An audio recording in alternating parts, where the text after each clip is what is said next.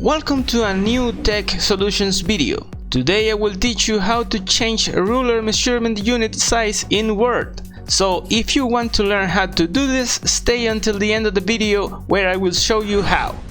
The first thing we should do is open a Word document and then go to the File button. Once we click on it, we will scroll down to the Options section and click on it. Now we will see a new window with several options. We will click on the one that says Advanced, and now we will scroll down until we see a section called Display. There we will see an arrow that indicates the options for displaying the units of measurement. If we click on it, we can change from centimeters, which is the default option, to inches, points, picas, or millimeters. Once we have chosen one, we just have to click OK, and that's it. We will have changed the units of measurement of our Word document. I hope this tutorial has been helpful. If so, subscribe and give us a like. See you in our next Tech Solutions video.